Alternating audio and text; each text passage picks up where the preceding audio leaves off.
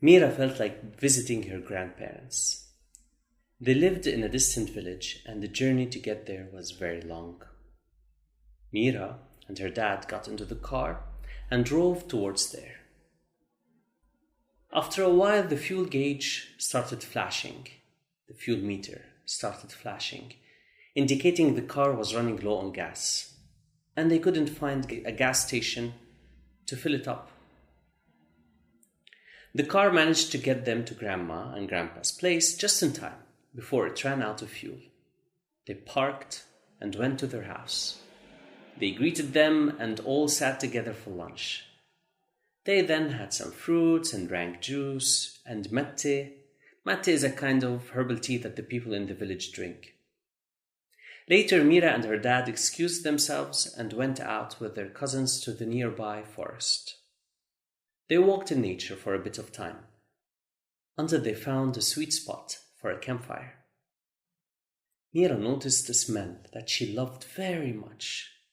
She asked her dad about it, and he said it came from a plant called tayoon. With his help, she picked a bunch of it, hid some in her pocket, and kept more in her hand to enjoy the smell. She then helped set up the picnic mat with some snacks.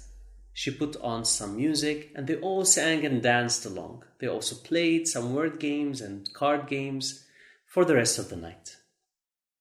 They had lots of fun, until it got too late, and it was time to head back to Beirut. That's when they remembered. There was no gas in the car, and there were no gas stations open. So Mira suggested, بابا خلينا نزور الجنية بركي بتساعدنا. Dad, let's visit the fairy. Maybe she can help us. Mira was referring to the inhabitant of an old house near her grandfather's place. Ala, her dad, myself, had taken her to that house before and told her it was the fairy's house. But according to her dad, she was always asleep, that the fairy was always asleep and they couldn't wake her up. It was his excuse. After all, there's no fairy. No one lived in that house. Now, Mira was asking him to check if that fairy is at home today. And Ala thought, كيف بدي إلا لميرا إنه البيت مهجور وما في جنية وإنه كل هالخبرية قصة مخترعها لميرا. How do I tell Mira that the house is abandoned, that there's no fairy, and the whole story was just something I made up? Mira insisted on going to the house, so her dad complied and said, يلا نمشي ومندق على الباب. Let's go and knock on the door. Let's try our luck. Expecting no one to answer because he believed the house was empty, that no one lived there, he took Mira's hand and started walking there. They went down a steep, slippery path. In the center there were some stairs that Mira walked on to avoid sliding. They reached a narrow alley, at the end of which was a very old wooden door, covered with intricate drawings of flowers, plant leaves, and lines. The door was locked, but had no lock. Mira knocked on it, and as usual, and as expected, no one answered. Mira insisted on knocking a second, a third, and a fourth time. Suddenly, the door opened on its own. Puzzled, they looked inside and saw nothing but darkness. They searched for a light switch, but couldn't find one. مرحبا. Mira called out. أنا اسمي ميرا وهيدا البابا علاء. نحن جينا نشوف الجنية حتى تساعدنا نرجع على بيروت. My name is Mira, and this is my dad, Ala. We came to see the fairy to help us get back to Beirut. A lantern lit up softly. It was placed on a table with 2 chairs, one for Mira and one for her dad, Mira thought. بابا ما بتقلنا نيجي نقعد. Dad, she's telling us to come and sit.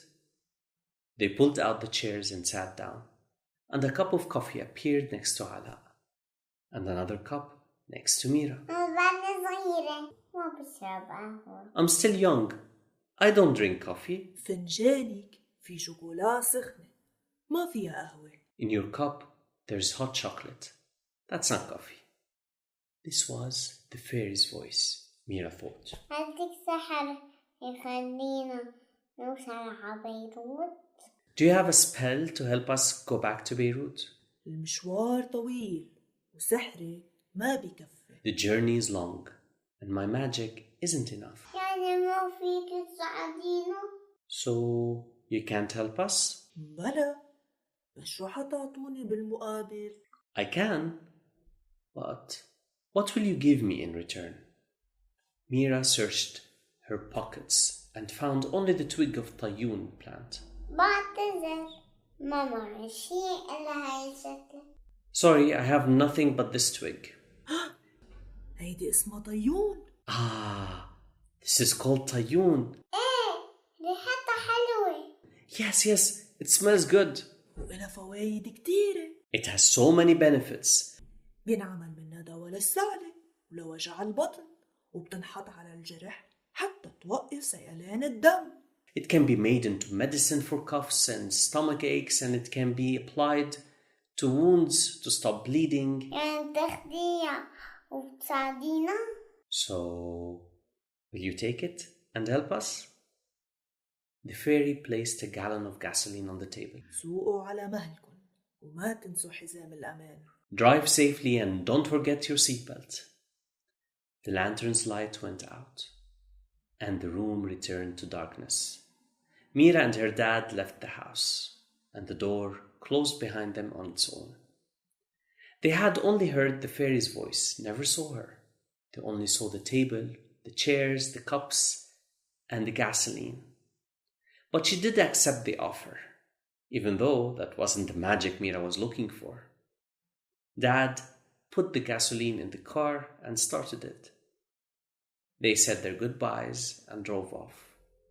It had been a long day, and Mira was very tired. That night, she didn't wait to get home, or for Dad to tell her a bedtime story.